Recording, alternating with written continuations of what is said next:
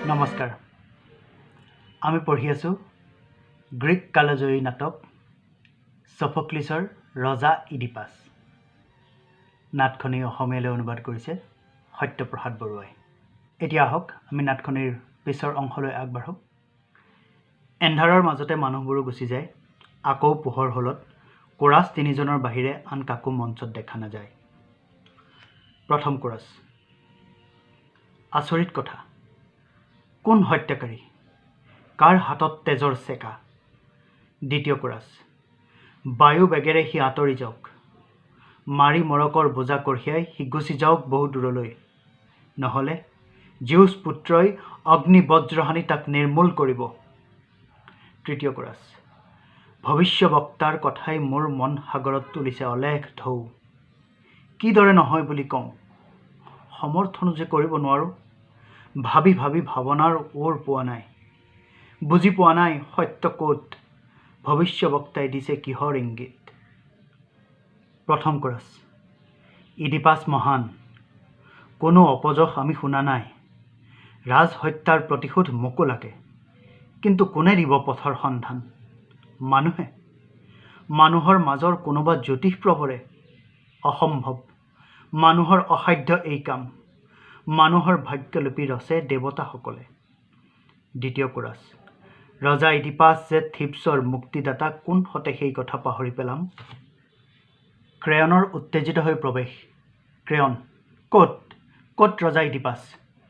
কিয় তেওঁ মোক মিছাকৈ জগৰীয়া কৰে? এই সংকট সময়ত মই তেওঁৰ অন্যায় কৰিম, এই কথা কেনেকৈ কল্পনা কৰিলে? বিশ্বাসঘাতকী আখ্যা। এনে অপযশ শিৰ পাতিলৈ জীয়াই থকাৰ মোহ মোৰ নাই। প্ৰথম কোৰাছ। খঙৰ কঠোৰ উক্তি, যুক্তি তাত বিচাৰি নাযাবা। ইডিপাছ ভিতৰৰ পৰা ওলাই আহে। ইডিপাছ। নীলাজ ক্ৰেয়ন, তোমালোকে মোক কি বুলি ভাবা? মই মূৰ্খ নে ভয়াতুৰ? ভাবিছা নেকি তোমাৰ এই ঘৃণিত চক্ৰান্তৰ কথা মই গম নেপাম, আৰু গম পালেও ষড়যন্ত্ৰৰ জাল ছিঙি পেলাব নোৱাৰিম? ক্ৰেয়ন। মোক ক'বলৈ দিয়া, মোৰ কথা শুনা, তাৰ পাছত বিচাৰ কৰিবা। ইডিপাছ। তোমাৰ দৰে নিষ্ঠুৰ শত্ৰুৰ পৰা কোনো কথাকে ময়ো নুশুনো। ক্ৰেয়ন।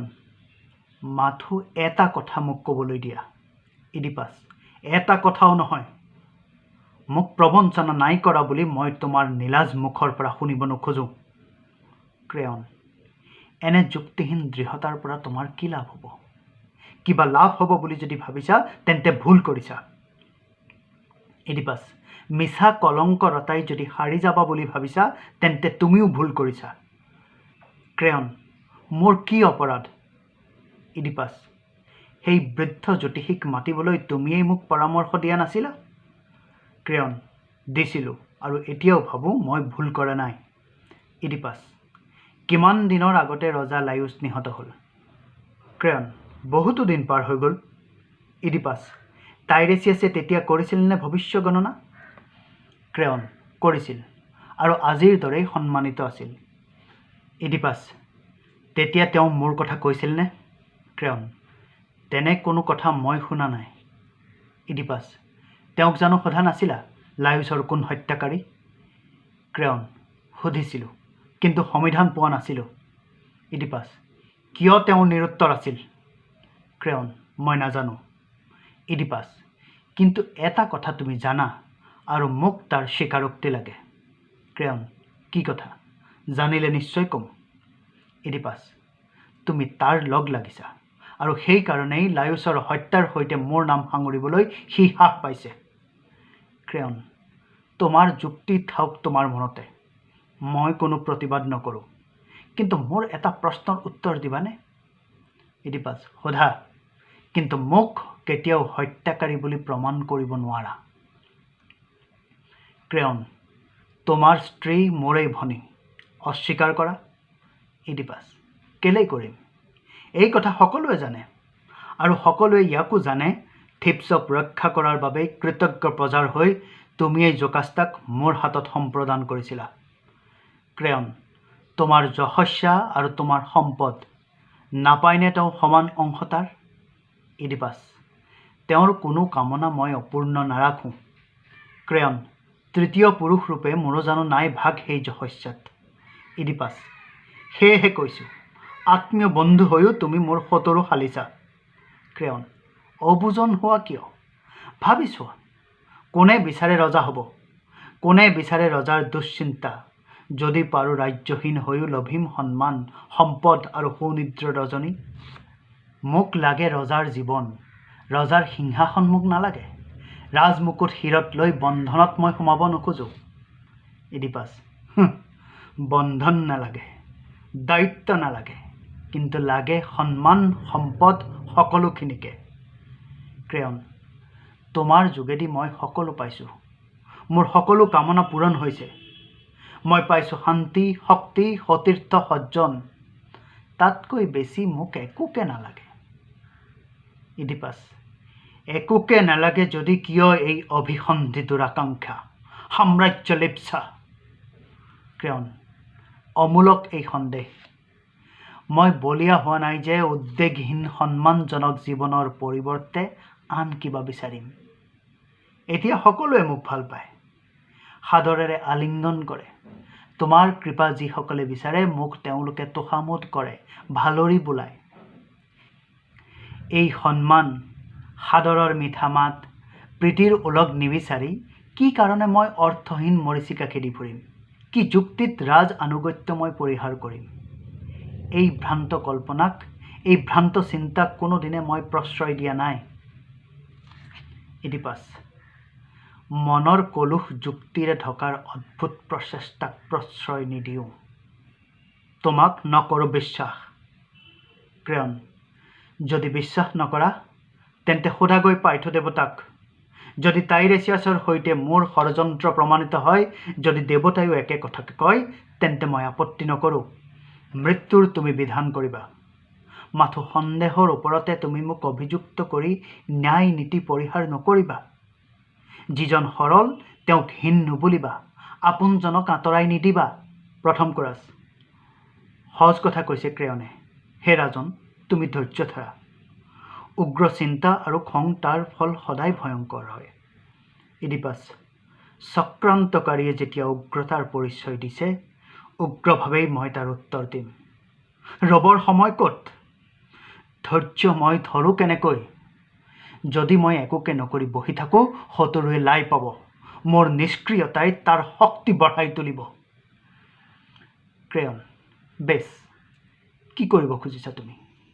মোক নিৰ্বাসন দিবা? ইডিপাছ, নিৰ্বাসন নহয়, মই কৰিম মৃত্যুৰ বিধান। ক্ৰেয়ন, এতিয়াও এনে অবিচল? মোৰ কথা তুমি বিশ্বাস কৰিব পৰা নাই? ইডিপাছ, নাই পৰা। আৰু সেয়েহে উচ্চাকাংক্ষাৰ বিষয়ৰ ফল তুমি ভুগিব লাগিব। ক্ৰেয়ন, কিন্তু? ইডিপাছ, কিন্তু নাই, ই ৰজাৰ বিচাৰ। ক্ৰেয়ন, ৰজাৰ বিচাৰত জানো ন্যায় নীতি থাকিব নালাগে? ইডিপাছ, ন্যায় নীতি? সততাৰ পৰিচয় দি তুমি বিচাৰিছা ন্যায় নীতি? ক্ৰেয়ন, হিতাহিত জ্ঞান শূন্য তুমি। ইডিপাছ, তথাপিও মই ৰজা। ক্ৰেয়ন, কি লাভ ৰাজত্বৰ? অত্যাচাৰ যদি ৰাজধৰ্ম হয়? ইডিপাছ, থিপছৰ কল্যাণ মাথো মোৰ একমাত্ৰ ধ্যান। ক্ৰেয়ন, থিপছত তোমাৰ দৰেই মোৰো অধিকাৰ আছে। ময়ো নাগৰিক এই থিপছ দেশৰে। ৰাণী জোকাষ্টা কাৰেঙৰ ভিতৰৰ পৰা ওলাই আহে। দ্বিতীয় কোৰাছ। শান্ত হোৱা, শান্ত হোৱা। সৌৱা আহিছে সম্ৰাজ্ঞী জোকাষ্টা। জোকাষ্টা, থিপছৰ বিপদকালত কিয় তোমালোক অসংযমী হ'লা? অভাৱতে এইদৰে নিজৰ মাজতে কিয় এইখন দন তৰি ল'লা? ৰজাক, ভিতৰলৈ যোৱা। ক্ৰেয়নক, তুমি ঘৰলৈ গুচি যোৱা। সাধাৰণ কথাত অধিক গুৰুত্ব দি তিলটোকে তাল কৰি নুতুলিবা। ক্ৰেয়ন, সাধাৰণ নহয়, জীৱন মৃত্যুৰ কথা। তোমাৰ স্বামীয়ে মোক মৃত্যুদণ্ড দিব। ইডিপাছ, বন্ধুত্ব আৰু আত্মীয়তাৰ সন্মান নেৰাখি মোৰ ধ্বংসৰ বাট মুকলি কৰিবলৈ ক্ৰেয়ন লিপ্ত হৈছে ভীষণ চক্ৰান্তত। ক্ৰেয়ন, মিছা অভিযোগ। মই দেৱতাৰ নামত প্ৰতিজ্ঞা কৰি কৈছোঁ, মোৰ বিৰুদ্ধে এই অভিযোগ প্ৰমাণিত হ'লে চিৰদিনৰ বাবে পৰিত্যক্ত হ'ম। মোৰ এই প্ৰতিজ্ঞাই যেন মোক পৃথিৱীৰ পৰা নিশ্চিহ্ন কৰি দিয়ে। জোকাষ্টা, স্বামী, তুমি ক্ৰেয়নক বিশ্বাস কৰা, তেওঁৰ কথাত পতিয়ন যোৱা, প্ৰতিজ্ঞাৰ পবিত্ৰতা ৰক্ষা কৰা। প্ৰথম কোৰাছ, আমাৰো সেয়ে অনুৰোধ। দ্বিতীয় কোৰাছ, মুহূৰ্তৰ আগলৈকে যিজনৰ ওপৰত তোমাৰ অবিচল আস্থা আছিল, এতিয়া পবিত্ৰ প্ৰতিজ্ঞাৰে তেওঁ আৰু সুৰক্ষিত হ'ল। তেওঁক তুমি এইদৰে ত্যাগ নকৰিবা। ইডিপাছ, এই অনুৰোধ কৰি তোমালোকে মোৰেই পতন বিচাৰিছা, নাইবা বিচাৰিছা মই থিবছৰ পৰা পলাই যাব লাগে। প্ৰথম, দ্বিতীয়, তৃতীয় কোৰাছ, নাই নাই, তেনে ভাৱ কেতিয়াও অন্তৰত ঠাই পোৱা নাই। জোকাষ্টা, খং কৰি নাথাকিবা ইডিপাছ। প্ৰথম কোৰাছ, দেৱতাৰো দেৱতা সেই সূৰ্যৰ শপত। তেনে কিবা ভাৱ যদি আমাৰ মনত আছে, তেন্তে বন্ধুহীন আশাহীন হৈ যেন প্ৰাণ পুষ্প আমাৰ মৰহি শুকায়। জোকাষ্টা, এওঁলোকক অবিশ্বাস নকৰিবা। দ্বিতীয় কোৰাছ, আমি ভাল পাওঁ আমাৰ ৰাষ্ট্ৰক, সেয়ে দুশ্চিন্তাত কাতৰ হৈছোঁ। থিবছৰ এই সংকট কালত আৰু এটি আঘাত সানি দুখৰ উপৰি দুখ চপাই নানিবা। জোকাষ্টা, ৰজা, এওঁলোকৰ কথা শুনা। তুমি অবুজন হ'লে থিবছক কোনে ৰক্ষা কৰিব? ইডিপাছ, বেছ, মুক্তি দিলোঁ ক্ৰেয়নক, কিন্তু এই প্ৰতিজ্ঞাই মোৰ মত সলনি কৰা নাই। সৎ যিজন, তাক মই অতি ঘিণ কৰোঁ। তথাপিও তোমালোকৰ কথা ৰাখি মুক্তি দিলোঁ ক্ৰেয়নক।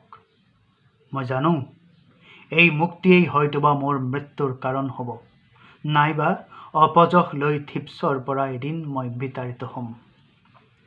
ক্ৰেয়ন, প্ৰবল ৰোষত তুমি কঠোৰ হৈছা, মুক্তি দিলা, তথাপিও ঘিণ কৰা মোক। সহজ সত্য কথা কওঁ, শুনিলো। তোমাৰ নিচিনাজনে এই জগতত অশেষ নিকাৰ নিতৌ ভুগিব লাগিব।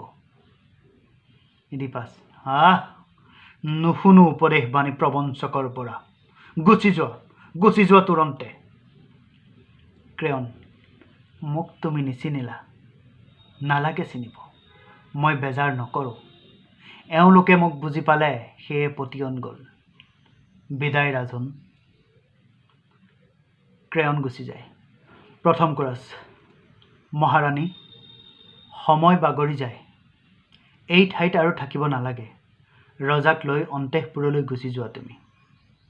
জোকাষ্টা, প্ৰথমতে মোক সকলো বিৱৰি কোৱা, ঘটনাৰ আঁতিগুৰি কি? দ্বিতীয় কোৰাছ, নজনা কথাৰে গুঠি সন্দেহৰ জাল অযথা বঢ়ালে তিক্ততা। জোকাষ্টা, তাৰ পাছত? দ্বিতীয় কোৰাছ, থাওক, নেলাগে শুনিব। বিতণ্ডাৰ ওৰ পৰিল, সেয়েহে পাহৰা কথা পুনৰ সোঁৱৰি দেশৰ এই দুৰ্দিনত অশান্তি আৰু নবঢ়াওঁ। ইডিপাছ, তোমালোকে বাধা দিলা, নহ'ল কৰ্তব্য কৰা। চাই থাকা, ঘটনাৰ সোঁত কোনফালে বয়। প্ৰথম কোৰাছ, হে ৰাজন, অতীতৰ দুৰ্দিনত যেতিয়া থিবছৰ প্ৰজা দুখ সাগৰত নিমজ্জিত আছিল, তুমিয়েই আনিছিলা সৌভাগ্যৰ এছাতি বতাহ। সেই কথা জানিও তোমাৰ ওপৰত আস্থা হেৰুৱাম?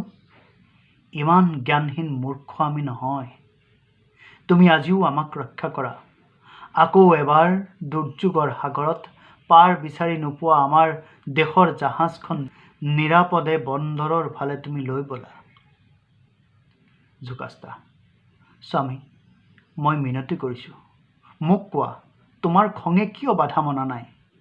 ইডিপাছ, মোৰ খঙৰ কাৰণ হ'ল ক্ৰেয়ন, তাৰ চক্ৰান্তই মোৰ ধৈৰ্যৰ বান্ধ ভাঙি দিছে। জোকাষ্টা, কিহৰ চক্ৰান্ত? কিহৰ কাৰণে এই বাদ বিসম্বাদ? ইডিপাছ, ক্ৰেয়নে কয়, ৰজা লায়ুছৰ হেনো ময়ে হত্যাকাৰী। জোকাষ্টা, কি প্ৰমাণ পাইছে তাৰ? ইডিপাছ, মিছা কথা কৈ নিজৰ মুখক সি কলুষিত কৰা নাই। দগাবাজ দৈৱজ্ঞ এটাক ইয়ালৈ মাতি আনি তাৰ মুখেৰে এই কথা প্ৰকাশ কৰিছে। জোকাষ্টা, সেয়ে যদি হয়, চিন্তাৰ কাৰণ নেদেখোঁ। প্ৰমাণ দিব পাৰোঁ কেনেকৈ দৈৱজ্ঞৰ কথা নিষ্ফল হৈ যায়। ৰজা লায়ুছক ফিবাছৰ পুৰোহিতবোৰে কৈছিল, তেওঁ হেনো নিহত হ'ব পুত্ৰৰ হাতত। সেইকাৰণেই তেওঁৰ ঔৰসত মোৰ গৰ্ভজাত সন্তানক 3 দিন নৌ হওঁতেই ভৰিত হলখা মাৰি পঠিয়াই দিছিল কোনোবা প্ৰান্তত। আশা কৰিছিল শিশুৰ মৃত্যুৱে দৈৱবাণী খণ্ডন কৰিব। ইডিপাছ: তাৰ পাছত? জোকাস্তা: তাৰ পাছত কি ঘটিল নিজেইতো শুনিছা। ৰজাৰ মৃত্যু হ'ল পুত্ৰৰ হাতত নহয়, কোনোবা দস্যুৰ হাতত। সেয়েহে কওঁ দৈৱজ্ঞৰ বাণীৰ মূল্য একো নাই। ইডিপাছ: কিন্তু জোকাস্তা, তোমাৰ কথাত মোৰ উদ্বেগ বাঢ়িছে। ভয় লগা সন্দেহৰ হৈছে উদ্ৰেক। জোকাস্তা: কিহৰ উদ্বেগ স্বামী? কিহৰ সন্দেহ? ইডিপাছ: ক'ত, কোন ঠাইত ৰজা লাইউছৰ মৃত্যু হৈছিল? জোকাস্তা: ফচিছ বোলা ঠাইত, য'ত ডেলফি আৰু দলিয়াৰ আলি দুটা লগ লাগিছেহি। ইডিপাছ: কিমান দিন হ'ল? জোকাস্তা: তুমি থিপছৰ ৰজা হোৱাৰ ঠিক আগে আগে। ইডিপাছ: হে বিধাতা, নেজানো মোৰ ভাগ্যলিপি তুমি কিদৰে লিখিছা। জোকাস্তা: কিন্তু কিয় তুমি? ইডিপাছ: প্ৰশ্ন নকৰিবা। কৈ যোৱা ৰজা লাইউছৰ কথা। কিমান ওখ আৰু কিমান বয়স? জোকাস্তা: বেছ ওখ, আধা পকা চুলি, দেখাত তোমাৰ দৰে। ইডিপাছ: কোনে জানে, হয়তো নজনাকৈয়ে নিজকে মই অভিশাপ দিছোঁ। জোকাস্তা: কি হৈছে খুলি কোৱা, তোমাৰ দৃষ্টিয়ে মোক বিহ্বল কৰিছে। ইডিপাছ: পলে পলে বাঢ়ি যায় উদ্বেগ, অশান্তি, মন গধুৰ মোৰ। দৈৱজ্ঞ দৃষ্টিয়ে যদি মোক নজনা কথাৰ। বাৰু এটা প্ৰশ্নৰ উত্তৰ দিয়া। জোকাস্তা: ভয় লাগে, তথাপিও সোধা, যদি জানো নিশ্চয় ক'ম। ইডিপাছ: লাইউছ ৰজাৰ দৰে গৈছিল ৰক্ষী আৰু অনুচৰ লৈ, নে গৈছিল অকলে? জোকাস্তা: গৈছিল ৰথত উঠি, এজন ঘোষক আৰু 3জন অনুচৰ সতে। ইডিপাছ: লাহে লাহে সকলো কথা যেন স্পষ্ট যেন অনুমান হয়। বাৰু কোনে আনিছিল ভয় লগা হত্যাৰ সংবাদ? জোকাস্তা: তাৰে এজন অনুচৰে, কোনোমতে প্ৰাণ লৈ সি উভতি আহিছিল। ইডিপাছ: ক'ত সি? মোৰ কাৰেঙত? জোকাস্তা: নাই নাই, ইয়াত সি নাই। উভতি আহি মৃত লাইউছৰ ঠাইত তোমাক ৰজা হোৱা দেখি মোক মিনতি জনালে। তাক পঠিয়াই দিব লাগে বহু দূৰলৈ। দাস যদিও আছিল, তাৰ মিনতি মই পূৰণ কৰিলোঁ। অনুগত ভৃত্য সি, এই মুক্তি তাৰ প্ৰাপ্য পুৰস্কাৰ। ইডিপাছ: আজি মোক লাগে তাৰ এই সাক্ষাৎ। মাতি আনা এই মুহূৰ্ততে ক'ত আছে সি? জোকাস্তা: কিয় লাগে তাক? ইডিপাছ: জোকাস্তা, হয়তো বা অবাবতে বাক ব্যয় হ'ল, সেইবাবে তাক প্ৰয়োজন। জোকাস্তা: এই মুহূৰ্ততে তাক মতাই আনিম। কিন্তু ভাঙি পাতি কোৱা কিহৰ চিন্তাই তোমাক এইদৰে পীড়ন কৰিছে? ইডিপাছ: মোৰ বৰ ভয় লাগিছে ৰাণী, বৰ দুৰ্ভগীয়া মই। জোকাস্তা: ভয় কিহৰ? কোৱা, কথাবোৰ ক'লে মনৰ বোজা পাতলিব। ইডিপাছ: মোৰ দুৰ্ভাগ্যৰ কথা তোমাক নকওঁ যদি কম কাক বাৰু। শুনা ৰাণী, পিতৃ মোৰ কৰিন্থ দেশৰ ৰজা পলিবাছ, মাতৃ ডোৰিয়ান দেশৰ, নাম মেৰোপী, ৰাজপুত্ৰ মই। সুখ আৰু সম্পদ, শান্তি আৰু আনন্দত দিনবোৰ পাৰ হৈ গৈছিল। কিন্তু আচৰিত ভাগ্যৰ লিখন, এদিন এটি ভোজ উৎসৱত সুৰাপান কৰি কোনোবা এজনে ক'লে, মই হেনো জাৰজ। জোকাস্তা: কি কি ক'লে? ইডিপাছ: মই হেনো জাৰজ। জোকাস্তা: অসম্ভৱ, মিছা কথা। ইডিপাছ: শুনি সেই কথা খঙে মোৰ চুলিৰ আগ পালে। কোনোমতে ধৈৰ্য ধৰি ৰ'লোঁ। পিছত সুধিলোঁ যেতিয়া পিতৃক, সুধিলোঁ আহি যেতিয়া মাতৃক, মোৰ খঙত উঠিল জ্বলি, প্ৰতিবাদ কৰিলে ভীষণ। কিন্তু তথাপিও অন্তৰৰ কোনোবা চুকত এটা প্ৰশ্ন থাকি গ'ল, কোন মই? সঁচাকৈ কোন পিতৃ মোৰ? সেইবাবে সঠিক উত্তৰ জানিবলৈ মই গ'লোঁ পাইথু মন্দিৰলৈ। ফিবাছেও নিদিলে মোক স্পষ্ট প্ৰত্যুত্তৰ, কিন্তু এক কঠোৰ বাণী মোক কৰালে শ্ৰৱণ। জোকাষ্টা কি বাণী? ইডিপাছ ক'লে, মই হেনো মোৰ পিতৃ হত্যাকাৰী হ'ম, মাতৃৰ পবিত্ৰতা হেনো হৰণ কৰিম। জোকাষ্টা কি ভয়ানক কথা। ইডিপাছ শুনি সেই মৰ্মাহত বাণী এখন্তেকো নৰৈ কৰিন্থৰ পৰা পলাই গুচি গ'লো বহু দূৰলৈ, দেৱতাৰ নিষ্ঠুৰ বাণী নিষ্ফল হওক এই আশা কৰি। তাৰ পাছত বহুদিন নানা ঠাইত বাট কৰি বাই সেই দুখৰ ঠাই পালোগৈ, য'ত মৃত্যু হ'ল ৰজা লায়ুছৰ। জোকাষ্টা থাওক আৰু নক'বা। ইডিপাছ অধৈৰ্য নহ'বা ৰাণী, শুনা সকলো কথাকে। আলিয়েদি গৈ থাকোঁতে সেই ঠাইত য'ত ডেলফি আৰু দলিয়াৰ আলি দুটা লগ লাগিছেহি, সেইখিনি ঠাইত এজন ঘোষকৰ সৈতে মোৰ ভেটাভেটি হ'ল। দেখা পালোঁ ৰথ এখনক আৰু এজন অশ্বাৰোহীক। চোৱা, তোমাৰ কথাৰ সৈতে এই কাহিনী সুন্দৰ মিলি যায়। অশ্বাৰোহী আৰু তেওঁৰ লগৰ এজনে কটু কথা কৈ মোক গতিয়াই দিছিল। ময়ো খঙৰ কোবত সিহঁতক আঘাত কৰিছিলোঁ। ৰথৰ আৰোহী বৃদ্ধই মোলৈকে চাই আছিল আৰু মোৰ ওচৰেদি ৰথখন পাৰ হৈ যাওঁতে তেওঁৰ হাতত থকা দুমুখীয়া চোকা অংকুশেৰে মোৰ মূৰত জোৰে আঘাত কৰিছিল। সেই আঘাতত মোৰ খঙৰ প্ৰকোপ দুগুণে চৰিল। যি পাইছিলোঁ তাতকৈ বহুতো বেছি মই উভতাই দিলোঁ।